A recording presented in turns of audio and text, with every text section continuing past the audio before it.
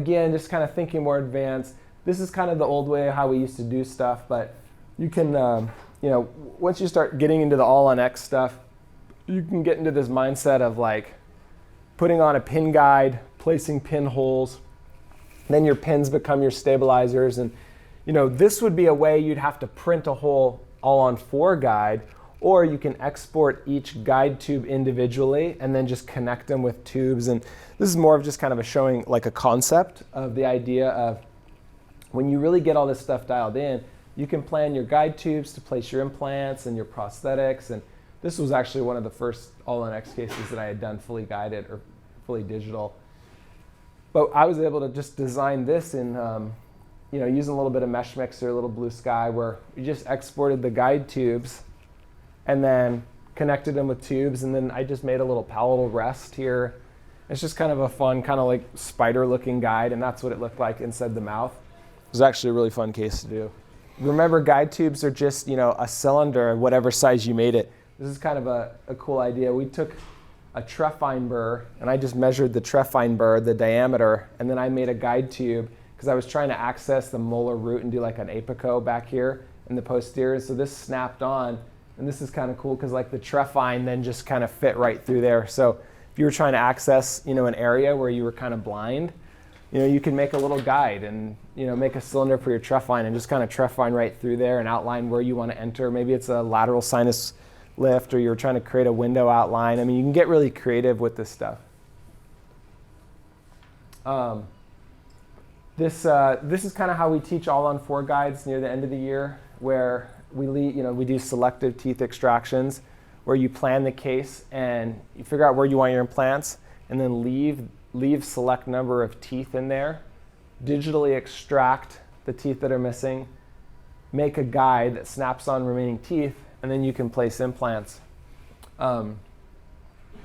This is kind of a cross section a lot of times where like an all-on-4 implant might go, really deep and lingual here to a central incisor.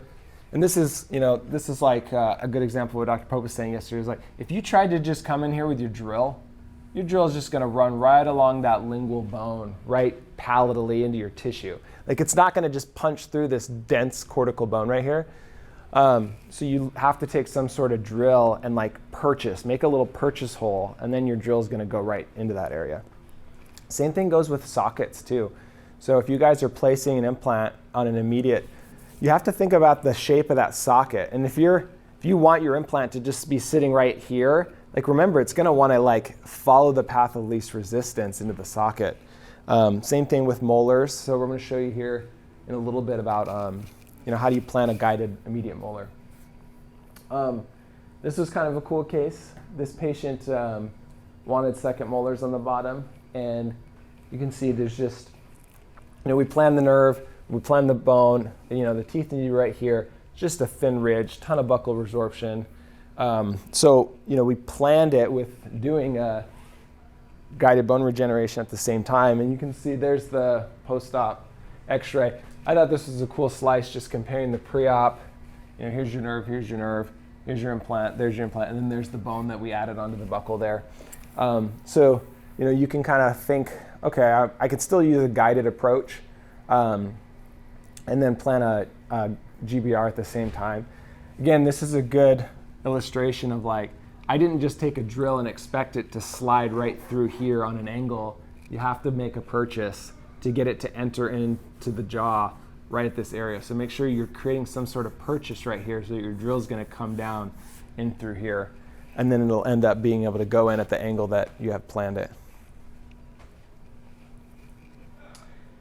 Again, same thing. I won't spend too much time on this, but that selective extraction technique that we teach in the last course.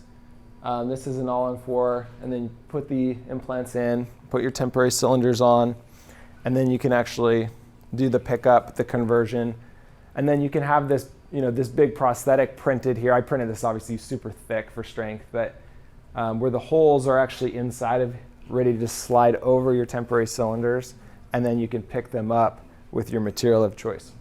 This is kind of a cool thought too. So this is more of just like on the surgical side, like think soft tissue. I wish I had documented this case better, but I planned this case. This patient wanted an implant here. Obviously see there's like no soft tissue, And so I'd always kind of struggled, when do if I want a soft tissue graft, do a free gingival graft to bulk up my keratinized tissue, when would I do that? Do I do it before? Do I do it after? And this was a cool way because what we did was we planned the implant. So she had enough bone. The bone wasn't the problem. We planned the implant.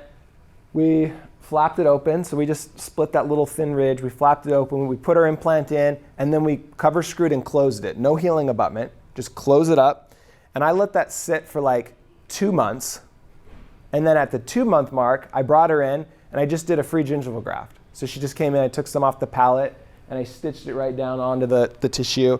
She's still integrating on the implant, and now I got 4 weeks of that free gingival graft starting to mature, and then now we hit the 3-month mark, and then I uncovered and put a custom healing abutment on it to shape and bulk out that tissue some more, and then the implant's integrated, the free gingival graft is taken, and it saved the patient from a longer period of time rather than just that 90 days.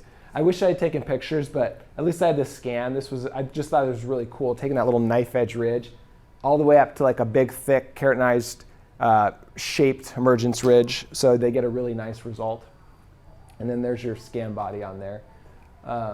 So that was just a cool way I thought to do soft tissue grafts, like in the middle while the implant's integrating. You save a little time.